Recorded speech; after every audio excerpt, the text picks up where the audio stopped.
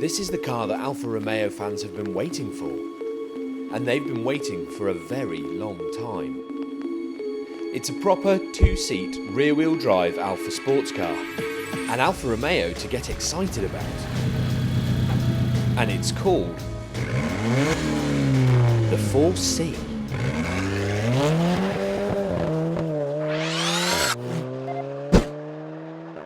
Now this is a thing.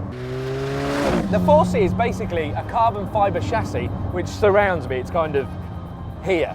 And it's got a 1.75 litre 4-cylinder turbo engine which is mid-mounted, so it's there. Everything, and I do mean everything, has been weighed and measured and pared back to make sure that the 4C is as light as possible. It's all carbon. It weighs just 895 kilograms, which is only a bit more than a large bin bag full of feathers.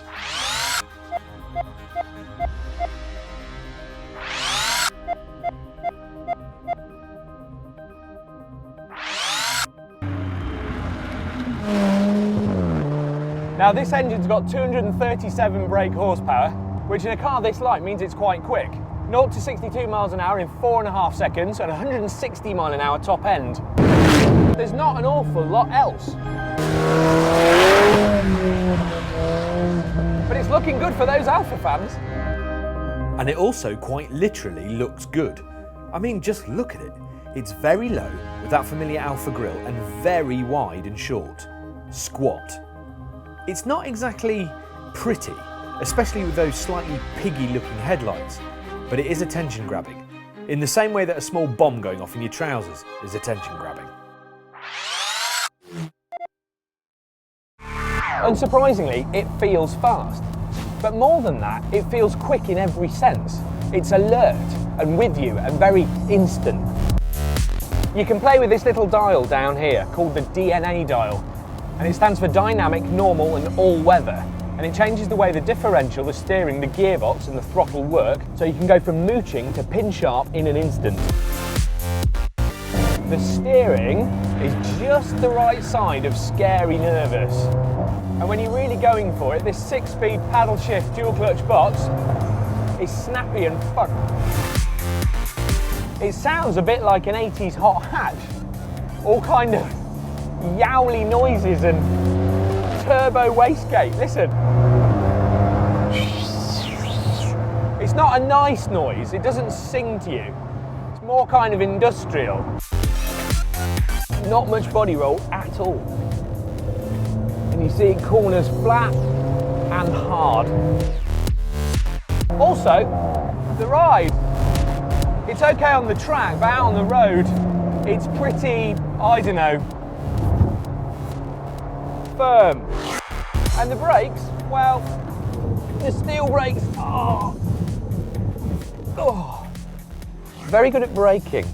There's not an awful lot of weight to haul back, so it's like hitting a small soft wall or a massive jelly. There are issues. It's got a lot of bare carbon in here, so it's noisy. And on the motorway, the engine gets a bit drony.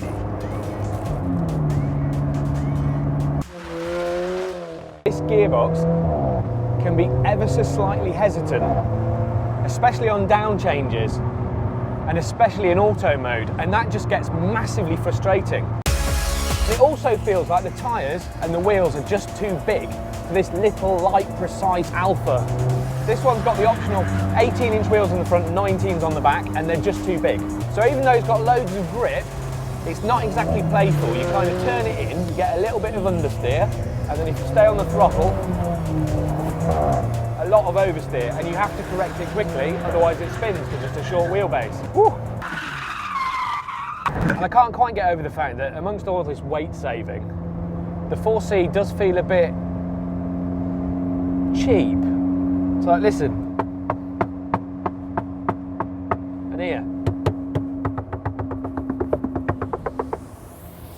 Sounds like a log. Which means it's a bit like all Alfa Romeos ever. It's almost brilliant. It's strangely desirable, but it's also up against some serious competition, especially for 45 grand plus. Yep, a bit like these guys. Now that That's a Porsche Cayman. It's heavier than the 4C, less hardcore, but more practical and more of an everyday car. It's also a lot easier to drive fast, and it's a Porsche for about £5 cheaper. Over there, well, that's a Lotus Exige S. That's even more hardcore than the 4C, with more power, even more of a track weapon, but not as good looking. And even less practical, and it costs 52 grand. I wonder what these look like going around a track. I guess we better find out. The weird thing about the 4C is that it's not as grown up as the Cayman or as beautifully focused as the Exige. It sits in a little weird place of its own. And it's not necessarily a comfortable niche. Maybe a manual box would help with the driving connection, or something a bit more slick and less raucous like the Cayman. But you buy this car because you want a little rear-wheel drive Alfa, not because you want a slightly more playful Porsche. So it's a thing on its own. Not a perfect thing, but an individual one.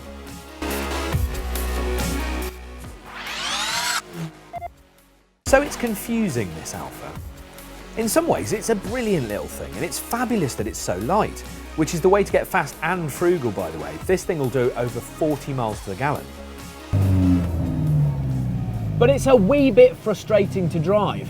Even more so because it's so nearly there. But do you know what? This is an Alfa Romeo to talk about and have a really strong opinion on for the first time in ages. And that's definitely going in the right direction.